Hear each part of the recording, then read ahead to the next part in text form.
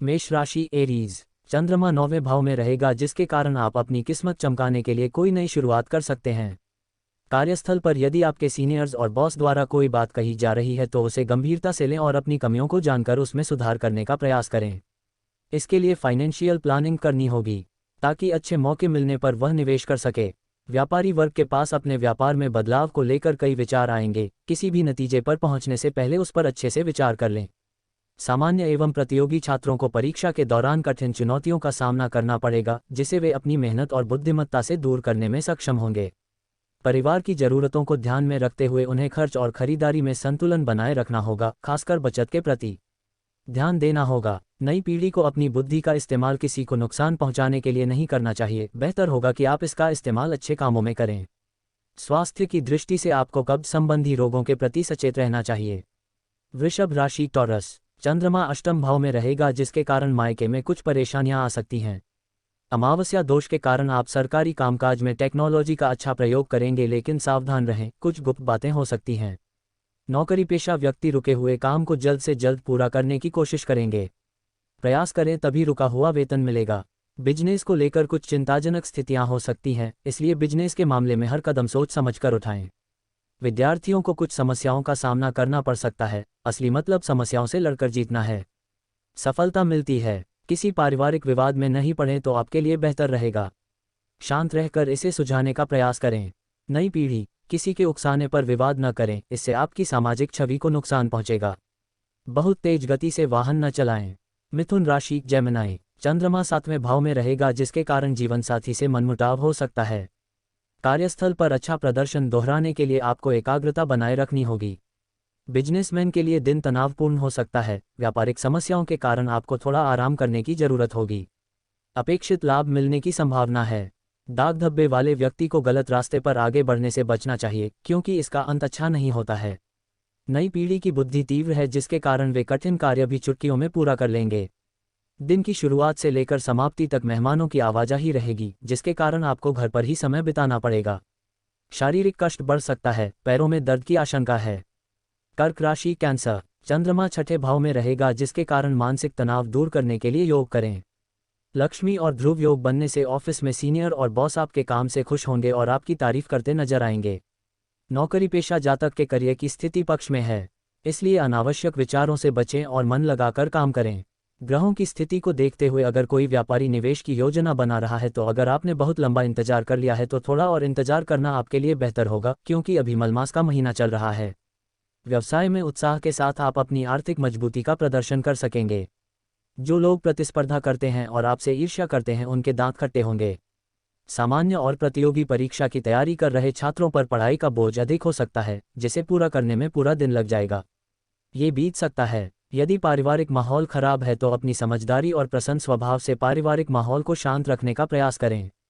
शरीर में पित्त की मात्रा बढ़ जाएगी। लगातार बढ़ती अम्लता अल्सर का रूप भी ले सकती है। सिंह राशि लियो, चंद्रमा 5म भाव में रहेगा जिससे माता पिता को संतान सुख मिलेगा।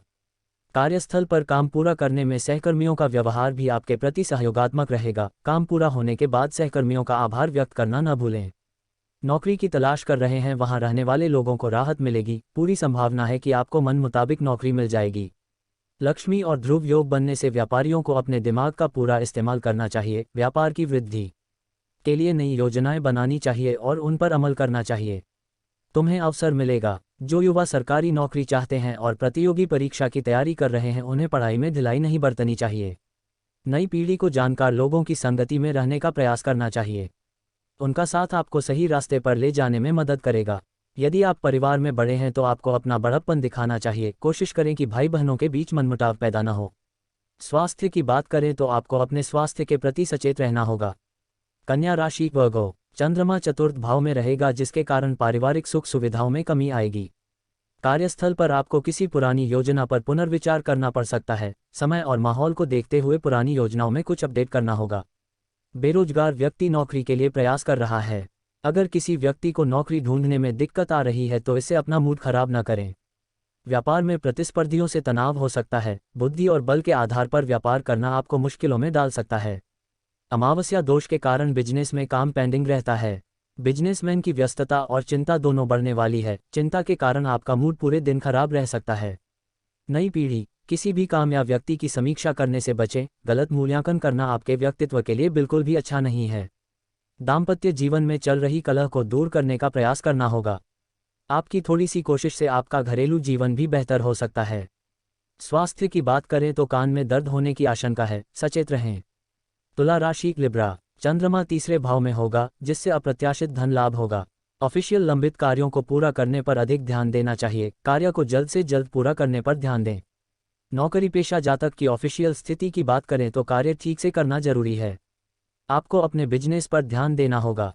व्यवसाय के लिए लिया गया लोन आपके लिए समस्याएं खड़ी कर सकता है, इसलिए बेहतर होगा कि आप उस लोन का पुनर्भुगतान करने की योजना बनाएं। नई पीढ़ी को अपने लक्ष्य हासिल करने के लिए मेहनत बढ़ानी होगी, तभी उन्हें जल्द सफलता मिलेगी।